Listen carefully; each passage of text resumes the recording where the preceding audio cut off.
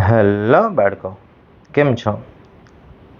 આજે આપણે ધોરણ 9 ગણિતમાં સ્વાધ્યાય 1.5 એનો દાખલા નંબર 1 છે શીખવાના છે. હવે એની અંદર આપણને કહે છે કે 64 એની 1/2 એની કિંમત આપણે અહીંયા શોધવાની છે. તો હવે એની કિંમત શોધવા માટે સૌથી પહેલાં તો શું કરીએ તો કે અહીંયા જે 64 છે એના આપણે અવિભાજ્ય અવયવ પાડી દઈએ અને પછી એના આધારે છે આપણે આગળ દાખલો કરીએ.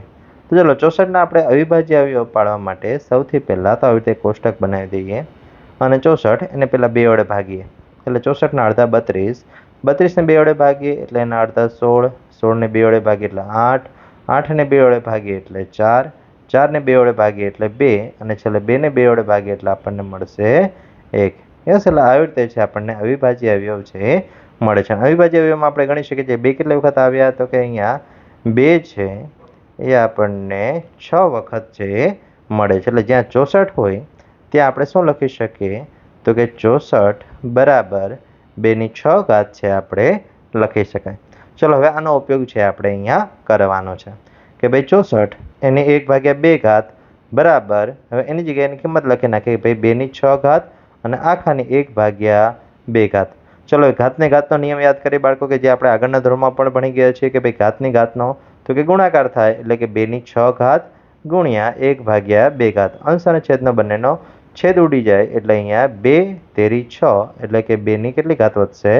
3 ઘાત વધશે. અને 2/3 એટલે શું થયું તો કે 2નો 3 વખત ગુણાકાર એટલે 2 ગુણ્યા 2 ગુણ્યા 2 એટલે 2 દુ 4, 4 દુ 8. એટલે અહીંયા આપણને 64 એની 1/2 બરાબર 8 થયા. અને આ ઉપરાંત પણ આપણે બાળકો સીધી ડાયરેક્ટ રીતે કરી શકીએ છીએ કે જો કદાચ તમને ફાવે તો.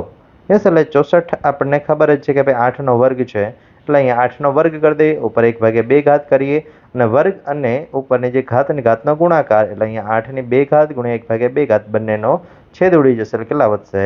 8 છે વધશે. એટલે આવી રીતે તમને જે રીતે યોગ્ય લાગે એ રીતે તમે અહીંયા સાદરૂપ આપી શકો છો. ચલો હવે આગળ કરીએ કે ભાઈ અહીંયા 32 એની 1/5 તો કે 32ને 1/5 એટલે આગળના દાખલાની જેમ પાછો આપણે 32ના અવિભાજ્ય અવયવ પાડવાના. પણ જરાક યાદ કરી બાળકો તો 32 ઉપર કંઈક આપણે આવ્યા હતા જ. એટલે સેમ એ જ રીતે હવે અહીંયા આપણે આગળના દાખલાની જેમ જ દાખલો છે કરવાનો છે. ચલો 32ના અવિભાજ્ય અવયવ પાડીએ, 2 વડે ભાગીએ 16 દુ 32, 16ને 2 વડે ભાગીએ 8 દુ 16, 8ને 2 વડે ભાગીએ 4 દુ 8, 4ને 2 વડે ભાગીએ 2 દુ 4, 2ને 2 વડે ભાગીએ 1 એટલે 2 આપણને 5 વખત છે મળે છે. એટલે કે અહીંયા જ્યાં 32 હોય ત્યાં શું લખાશે? 2/5 લખાય. ચલો હવે આનો ઉપયોગ આપણે અહીંયા કરવાનો છે કે ભાઈ 32 એને 1/5 બરાબર 2/5 અને એની આખાની 1/5. ફરીથી પાછું યાદ કરીએ કે ભાઈ ઘાતની ઘાતનો તો કે ગુણાકાર એટલે કે 2/5 ગુણ્યા 1/5. 5 5 કેન્સલ થઈ જશે એટલે આપણો જે જવાબ આવશે કેટલો આવશે?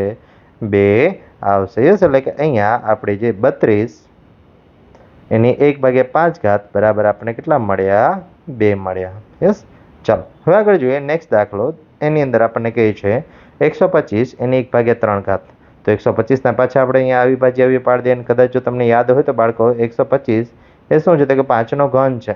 યસ, એટલે 125 બરાબર 5/3 તમે સીધું ડાયરેક્ટ લખી શકો છો. ને જો કદાચ ખબર ના હોય તો આપણે અહીંયા અવિભાજ્ય અવયવ છે એ પાડી દઈએ કે 125 એ અહીંયા 5 વડે ભાગીએ એટલે 25 પંચા 125, 25ને આપણે પાછા 5 વડે ભાગીએ પછી 25, 5 એકા 5. એટલે આવી રીતે છે આપણને અહીંયા 5/3 મળી. એટલે કે જ્યાં 125 હોય ત્યાં શું લખાશે તો કે 5/3 છે એ લખી શકાય. ચલો હવે આનો આપણે અહીંયા ઉપયોગ કરીએ તો 125 એની 1/3 બરાબર 5/3 અને એની આખાની 1/3. ઘાતની ઘાતનો ગુણાકાર એટલે 5/3 ગુણ્યા 1/3. 3 3 નીકળી જશે એટલે 5ની કેટલી ઘાત વધશે? 1 ઘાત વધશે. અને 5ની 1 ઘાત એટલે કેટલા થઈ ગયા બાળકો તો કે 5 જ થઈ ગયા. એટલે અહીંયા 125 એની 1/3 બરાબર આપણને 5 છે જવાબ મળે છે. એટલે અહીંયા આ દાખલો છે એ પૂર્ણ થાય છે. થેન્ક યુ બાળકો, મળીએ નેક્સ્ટ વિડીયોમાં નેક્સ્ટ દાખલા સાથે.